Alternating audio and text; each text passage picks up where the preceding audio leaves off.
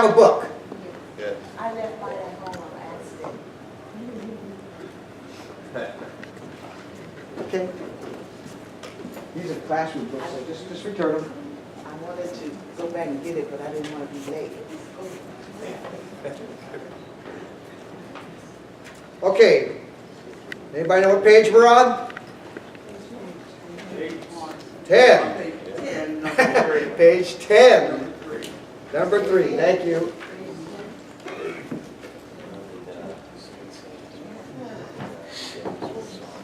We want to start off by reading Genesis, the 4th day, before we start this. All right? Genesis chapter 1, verses 14 to 19.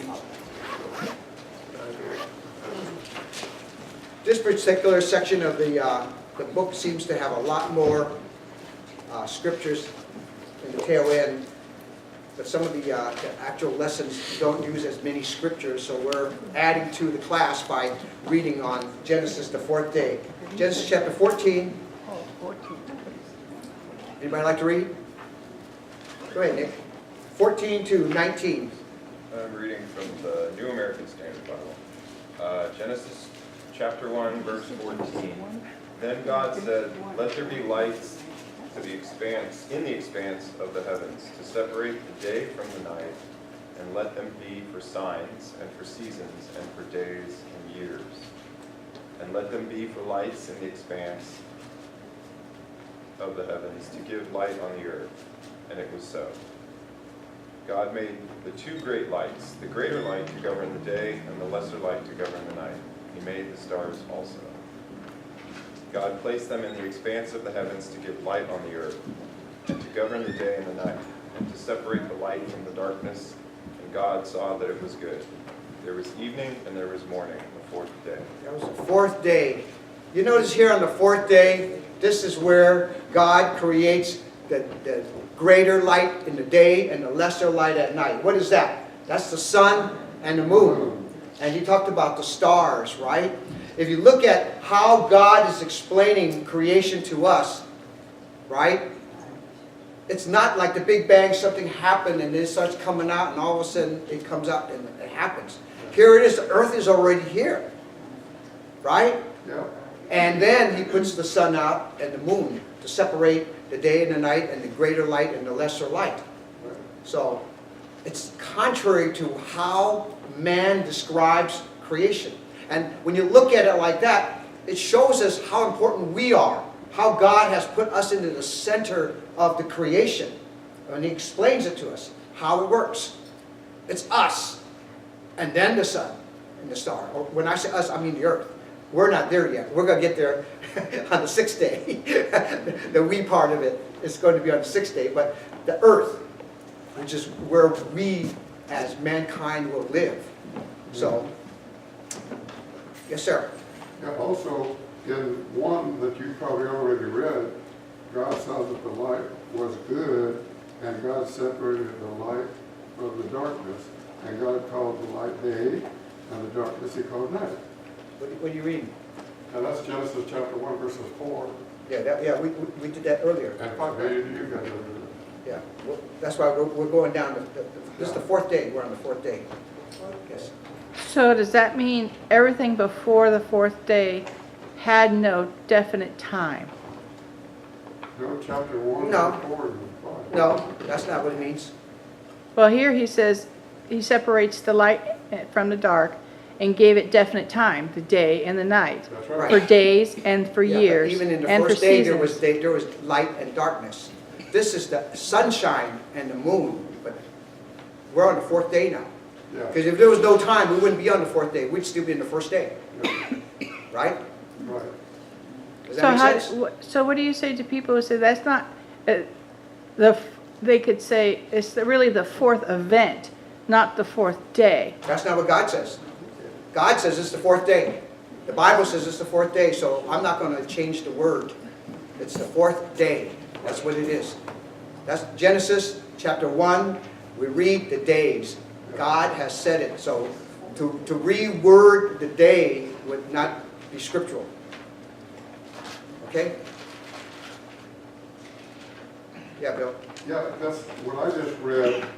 And what we just read in the fourth Day, right. the fourth day, I mean, it's all saying the same thing.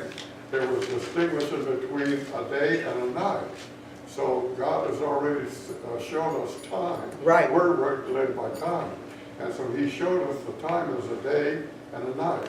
And it started from the very beginning. So God made a day and a night from the very beginning, and now you're on the fourth day. Right, right. And that's really This is where he creates the sun and the moon. That's the only difference. Yeah. We're in the fourth day right now. So it is the fourth day. Okay? Yeah, I'm just having trouble figuring what other light was there. God. But if it God was, is the light. but if there was light and dark already, then does that mean his absence was the dark? God creates the sun and the moon today, on the fourth day that we're talking about right here. All right?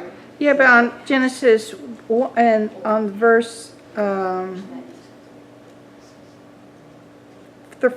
he says he called the light day and the darkness he called night. Right. So what was the light and what was the darkness? The light is God. So then darkness is the absence of God.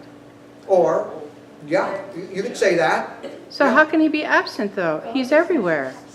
Where he shines his light is where he called it day. Where he didn't shine his light is where it's going to be night. God's everywhere, so he's always going to be there. Now, how he shined his light is what determines what he's saying here.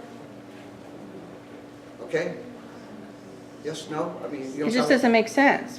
He speaks and Well, things happen. what part doesn't make sense? That we're on the fourth day, or Well, we're he creates sun and moon, on which the is fourth day? on the This is where fourth we're at right day, now, the but fourth on the day. first day, he already there was already light and Yeah, dark. it's him. Right. He is the light. So where that's- he's not is darkness. Sure.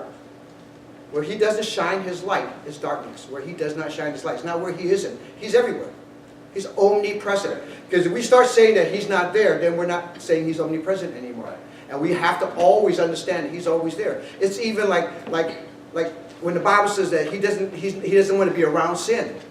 Well, does it mean that he turns his back while you're sinning and he didn't know you sinned and he turns around and finds out that you didn't sin? He knows when you're sinning.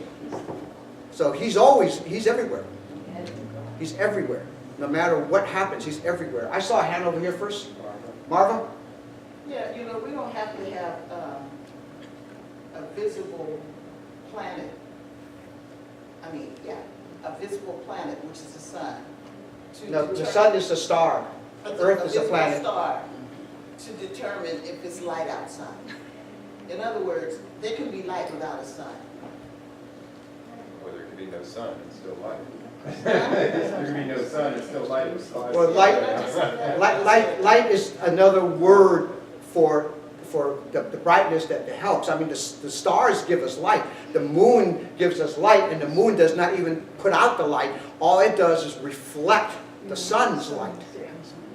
But that's light, right, David? Before God made distinguish between dark and light, we being humans, we have a very narrow definition of what day is. Okay. Right? Verse 8. And so, if we are really believing in the Bible, okay, whatever God says is. That's right. You know, the first day, our idea of what a day is 24 hours. That's not God's idea of what a day is. He is like, if he says it's day, I'm believing it's day. That's right. Amen. Whatever that is, however he defines it. And if he says that's the first day, it's the first day. Because if we were to go by where mankind takes us today, where one day is like, let's say 6 o'clock in the morning, the sun rises, 7 o'clock at night, the sun goes down, that's day, that's night. Well, the sun and the moon weren't even created till the fourth day, right, in the earth. So, what he called the first day, the second day, that's what it is. That's how we have to just have the faith that that's what he says, and that's what it is. Also, the sun is shining at any time on the earth, right? So day is happening all the time for somebody. Right. Right, that's why like sometimes when you talk about New Year's Eve, days and different. we talk about New Year's Eve, and those guys are celebrating over in Australia already, Already, yeah. right? And it's New Year's Eve, and it's New Year's Day to them. Right, exactly. We listened to a sermon by Brother Miller not too long ago on this. David Miller? David Miller, and he talked, and verse 19 tells you, God's talking about a literal day. He talks about evening and he talks about morning. And as Dr. Miller pointed out, why would God talk about a time that people didn't understand? They would understand morning and evening. So he's talking about a literal day, not millions of years. Right. Yeah, That's some of the people use that for what they call the gap theory. right, yeah. The gap theory is that they think that, God created this, and then a million years go Right, by yeah. before the second step comes Yeah. on, and a million years go by. But it couldn't be, because plant life couldn't live a million years in the darkness, or That's right. all this type doesn't make sense. It has to be the way God said it is. And that's what we have to truly accept. See your hand there? No? Okay. Scratch yourself. That's also movement. All right. Any comments? Well, Yes. when God said, let there be light, if he's light, then there was always light. So how can you say, let there be light? Ask God why he said that. I'm reading what it says, let there be light.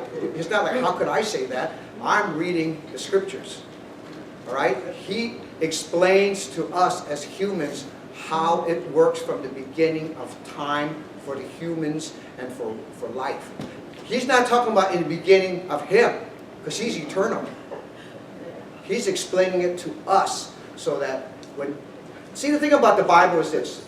The Bible tells us where we come from, why we're here, and where we're going. This is how it starts. If we don't know what God tells us about in the beginning, then we'd be susceptible to believing the Big Bang Theory. We'd be believing all the other things that we're trying to study here of what people teach. So he's starting from something that's tangible for us to try to comprehend as human beings. Because we will never be able to understand eternity from before. Because as a man, I said, well, what about this one? Is it here? Is it here? Is it here? Is it here? Somewhere along the line, we as humans, we can't conceive eternity. We can't see eternity going that way or eternity that way, because it doesn't make sense to us, because our minds will never grasp it. It's almost like our minds will never grasp the love of Jesus. Right? We could read about it, we could talk about it, but we will never be able to truly grasp the depth of his love. And that's a whole different thing here. It's not like we don't understand his love. We know he loves us. We teach it. We teach it in class, we teach it in sermons, we teach it in Bible study classes. But to understand the depth of the love, something that's, we won't be able to get that. Not here. We'll be able to understand that maybe when we get to heaven. Bill.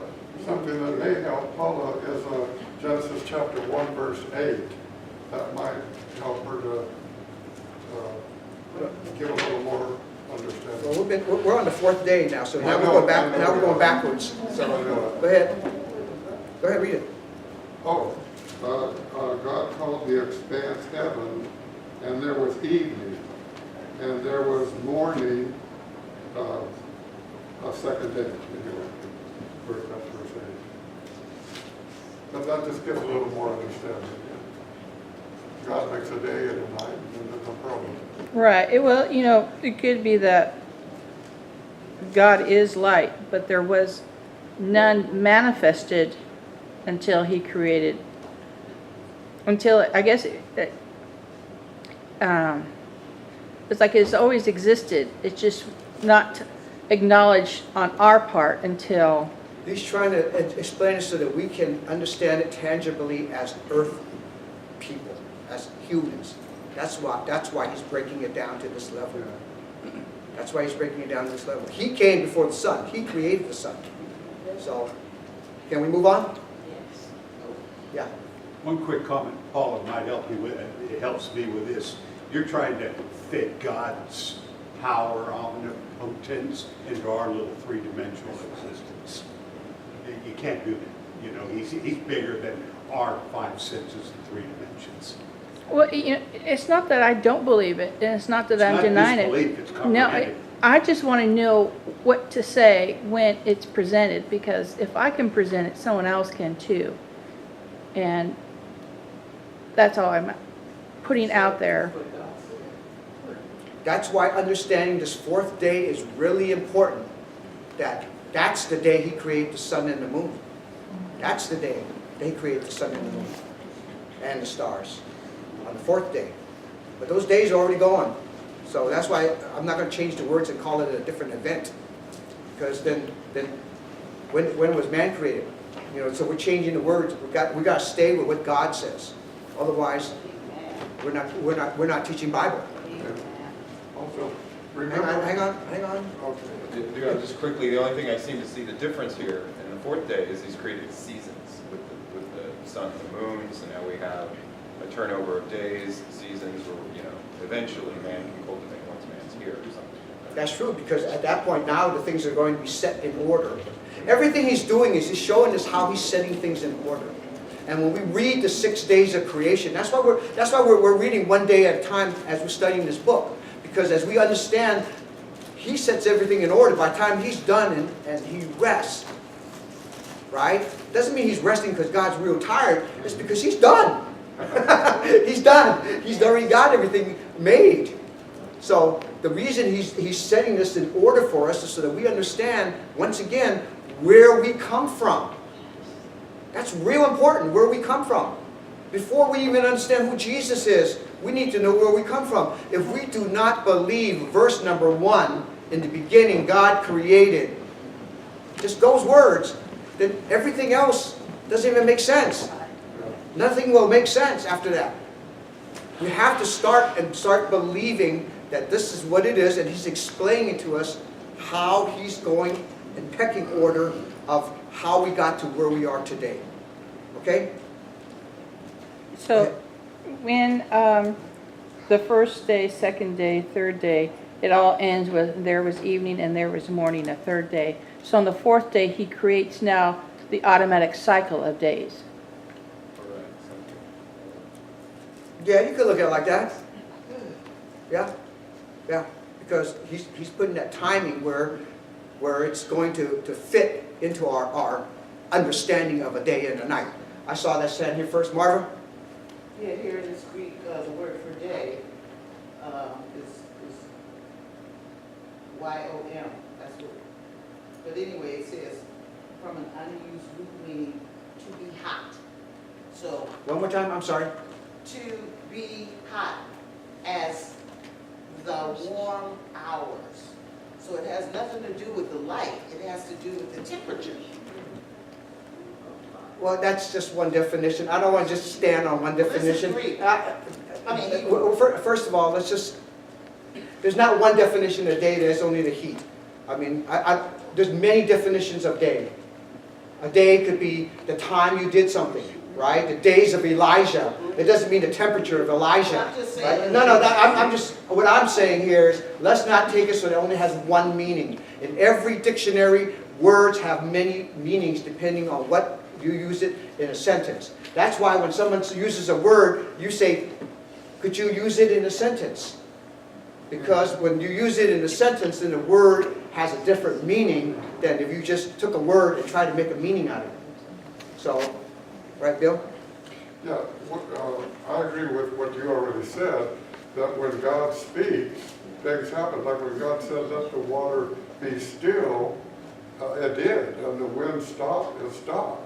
And so that's how I can understand things better, my own self, because I'm not much educated, and I just understand when God speaks, whether he's the light or not the light. We know he is the light, but if he says let there be light, it doesn't have to be his light, there's going to be light. Because whatever God says, that's going to be it.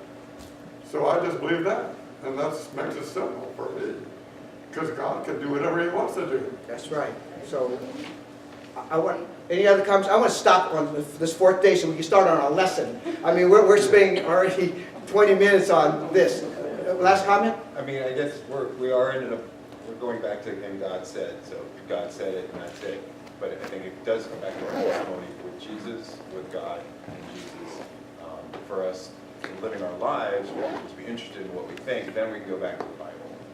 Otherwise, it starts to become like when we first started, we just say, well, it's just here, that's it, you just have to believe it, you know.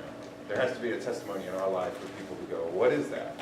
What's changing your life, or what is making you feel better about it? Then we can take it back here. Well, people will be able to see a difference in your life as well. If they know you from before you became a Christian, and then they see you after you become a Christian, people should know you. They should know something about you that's changed. You know, they should. Something about you should change. I mean, if you're a person that never drank, never smoked, never cussed, they're going to say, well, you know, maybe it's harder to find you. But if you lived in the world and you do cuss, you do drink, you do smoke, you do all these things, all of a sudden you stop, people see it right away. They see it right away. They'll see there's a certain character about you that's changed. But even if you don't do any of these things, the fact that you're putting the day aside to go worship God, how you live your life, people are going to see it. Okay, can we go on? Let's go on. All right. A design demands a designer. Everybody knows that this is a statement that proves there is a God. You look at anything that we have, right? A wristwatch, a car, anything, a building, everything that has a design has a designer. It's the way it is. In fact, nowadays you look at certain types of clothes and it has designer names. You look at this pair of jeans, it's Calvin Klein's, or I mean, I don't buy designer clothes, so I don't really care. If this is Kmart on this, fine with me, as long as it fits. as long as it fits and I look good in them. I mean, if it's too short or too baggy, then I don't look good in them. But if they fit, they look good. That's good enough for me. I don't need to buy $400 jeans or $400 tennis shoes. But people do. Some people do. They need to have that look. And they want to make sure you know it's a designer jean or a designer whatever. It doesn't really matter to me, but we're living in a time now where designers stuff is really out in the forefront and people show it. So why not the design of the world? Why not the design of what God has? And that brings us to that topic right there. A design always has a designer. And everything that we look at on earth is so complicated that it had to have a designer to design it. You look at this, how many types of bugs are there? Look at how many types of plants there are, food. I mean, just look at, I mean, if you do something as much as, like I like working on trees. There are so many variations to just pine trees. I mean, just pine trees. There are so many variations of junipers. I mean, you start naming the different plants. It's forever. The list goes on of all the complicated things that God has created. Like I said, when you start naming different types of fish, different types of birds, everything is set by God. These things did not just happen. The symbiosis of the relationship of the animals and plants, bugs, to their world is really unique. And certain fish do certain things to eat that the other fish don't, and why don't they all do the same thing? Right. And they have predators too. Right. Right? They have predators. They got certain animals that will eat the berries and eat the leaves and eat the grass, and then you got animals that will eat the animal. Right? That's their food. Right? And it's like that in the world. You got fish that do that, right? You got humans that do that. In fact, I was talking to Vicki earlier. We were talking about how people provide, right? How does a human being, how does a man provide for his family? If we were living 1,000 years ago, right? You do one of different things. You either go hunting, you go fishing, you grow your crops, Or you have a skill. or you're like a Viking and you go and take it from somebody else, right? Or not just Vikings, but countries and people that would just take it from you. You know? That's how they ate. Animals are not a whole lot different. You have animals that will just eat you. Because you look tasty. So, they would just eat you. So things are set in order for a reason. Every animal has their own food supply. You know, you listen to some in the different parts of the country, when they talk about somebody getting rid of all the mountain lions, for instance. Now you have another problem. Or you get rid of the buffalo. Now you have another problem. Because there's a certain balance that God has created in this world. And that's the unique thing about the design by the designer. A lot of times we use that word nature. And every time I hear the word nature, this is what I always say to myself, is the way God made it. Right? Every time you look at nature, you look out there and look at nature, that's the way God made it. Right? When people talk about, you know, you're born in your birthday suit, right? You got nothing on. That's the way God made it. Period. Everything we do, when we talk about natural foods, right? That means you go out there eating an apple instead of a packaged food. That's what nature does for us. Natural foods does for us. It's the way God made it. So every time you hear the word nature, just think about that. The way God made it. That should always be almost the same word, the same meaning. Okay, can we get somebody to read? Number 3, page 10. Any volunteers? Huh? Yeah, well, Darryl got it first. Anything that exhibits complex functional design demands an intelligent designer. The universe exhibits complex functional design. Therefore, the universe must have a designer. Everyday observation reveals and confirms the obvious fact that complex functional design demands a designer. Paintings demand painters, poems demand poets, architecture demands architects, and on we go. Everyone knows that cars and computers, pianos and projectors all require engineers, technicians, and tuners for them to exist and function properly. But what about the universe as a whole? Can it be described accurately as design? If so, what could such design imply by its origin? No honest, informed person can deny the fact that the universe is extremely fine-tuned and functionally complex. From the Earth's precise orbit around the Sun to a shorebird's 15,000-mile yearly migration pattern and the amazing digestive system of the human body, literally millions of examples of fine-tuned design in nature could be pondered. But consider just one example involving electrons and protons. The ratio of the mass of an electron to a proton is 1 to 1836. Okay, which means that a proton is 1,836 times more massive than an electron. Even with this mass difference, however, electrons and protons have the same electrical charge. Scientists suggest to us that if the electrical charge of the electron were altered by 1 part in 100 billion, our bodies would instantly explode. Is such precision indicative of precise design? Most certainly. Some of the things that they mentioned, it all makes so much sense that everything that is made, that's designed, has a designer. I mean, that argument can never be won by anybody that does not believe in God. How could you prove?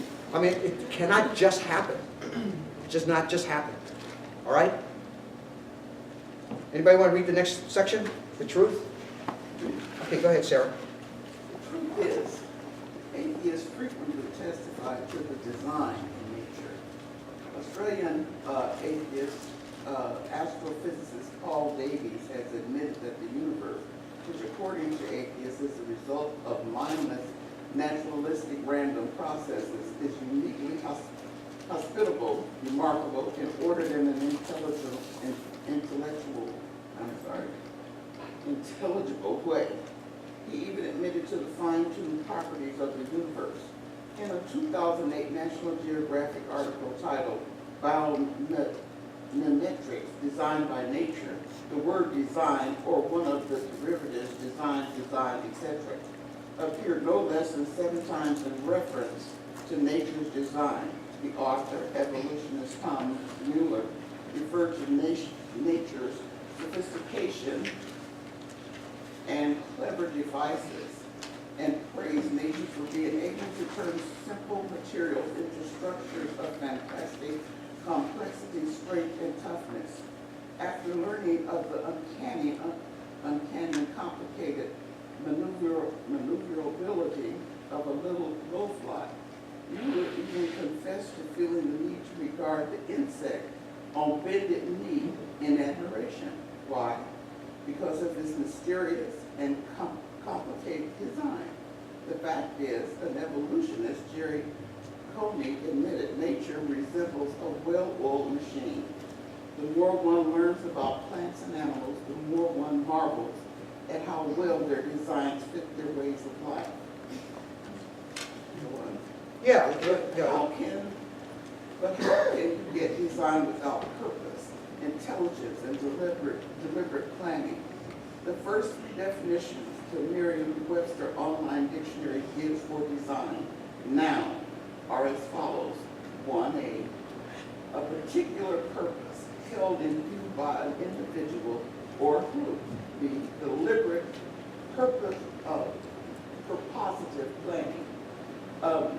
Mental project or scheme in which it means to an end or laid down, a deliberate undercover project or scheme. After defining design as a drawing, sketch, or graphic representation of a detailed plan, the American Heritage Dictionary of the English language noted that design may be defined as the purposeful or inventive arrangement of parts or details. A design is preceded by deliberate positive planning, a detailed plan or an inventive arrangement. A design is the effect not of time, chance, and unintelligent, random, accidental explosion, but nonsense, but of the purposeful planning and deliberate actions of an inventor or designer. Literally, by definition, design demands a designer. Thus, the design universe demands a designer. thank you. If you ever get an opportunity to talk to anybody about God, and it's an atheist that does not believe that God created the heavens and the earth, ask them, do you see that nature has a design? That's a real easy question. Do you see a design here? Did it just happen, or was it designed? And if they say it's designed, then who was the designer? That's real easy. Who was the designer? Somebody had to design everything that's happening here. You know, the more man and science develops and their understanding of how God made things, right? You go back 100+ years, man didn't even know that fingerprints were all different. They didn't even know that, right? Now, you know, today we don't think too much about it. So that's your fingerprint or your thumbprint. We know now, today, that everybody's different, right? They say that your eye, right, has its own eye print. I guess that's the word. Is that the word? I don't know. Eye print that it reads and it tells you who you are, right? The DNA in your body, can tell you where you come from. You pay your $99 unless you get it on sale for $59. They will tell you where you come from. And you know, at first, I thought, oh, that's phony, man. Those guys just want my $99, right? They're pretty accurate. They're pretty accurate. They'll tell you what percentage you are of what. And if any of you have ever had it done, you would see that they're pretty accurate. They'll tell you what part of Europe you come from, what part of Asia you come from, what part of Africa you come from. I mean, it tells you where you're from. It tells you how much indigenous blood you have, how much European, Asian, African. I mean, it just tells you percentage. But we couldn't do that, what, 20 years ago, 25, 30 years ago. But now we can, right? We have DNA. They can tell you who you are, what you are, if that's your kid. Before, you couldn't do that. Well, he's got, his nose don't look like mine, so how do you know that's my kid, right? I mean, we're always going by looks, right? We're looking at somebody, well, he's short, and how can he be tall? How can he be my kid if he's short and he's not tall? I mean, people look at different things to say why it is or why it isn't. But now, today, it doesn't matter if the kid doesn't have the same nose as you. If the DNA says that's your kid, that's your kid. Bill. Yeah, the DNA, like 30, 40 years ago in crime where people did things and then 30 years passed, 40 years passed, and then their DNA catches them and puts them in prison. So the DNA is so unique. It's like your fingerprint or, you know. That's right. And some of that DNA is not only putting somebody in prison, right? Because they're finding these guys that are like robbers and rapists and murderers that were doing this for 20, 30 years, and now they find their DNA. You're right. But there's also guys that went to prison and they're innocent now because there's enough testing done, right? Let's just say, you know, I framed somebody to make it look like he did it. Well, you know, they get the DNA. Well, wait a minute, that's not the same DNA. That DNA is his, not his. So that person becomes. And a lot of times that person's already done some time. Yeah. Hang on one hand first. You know, there was a study that a bee should not, all we know about aerodynamics and lift, and a bee should not be able to fly, but yet it does, because its body mass is larger than its wings could possibly hold in the way it flies, but it does. So there has to be a unique designer to be able to have that bee to fly. Well, they talk about like an ant can pick up like 100 pounds as weight, right? I mean, bugs do different things. I mean, everything does certain things. I mean, how they reproduce. Everybody has a different story about how nature works is different. So we all understand that when we get back to design, right? We all could come from a different angle of where design comes from, or what this bug or this plant or this. It's all different, and it's because that's the way God made it. That's the way God made it. Last comment. Again, about design, the relationships, you know, what came first, the bee or the flower, or the insect and the flower, you know, the pollinator and the flower needed to be pollinated. You know, there's a beetle that, you know, dung beetle, I don't know, you know, it rolls its own and or whatever, puts its babies in the dung. Where was the dung before? Beetles seem to be older than anything that would, you know, the relationships seem to be certain to you know, what's happening there, and I don't see time. Well, the answer to that is always going to be God creating. That's the answer. Because you hear that question, what came first, egg or the chicken? Right? You hear that, right? All the time. Right? So what came first? If anybody says egg, anybody? And God created the egg on what day? Right? No, God created the chicken. And then the egg came after. Right? Let's close. Thank you all for all your comments and the class and whatnot. David, could we ask you to close this?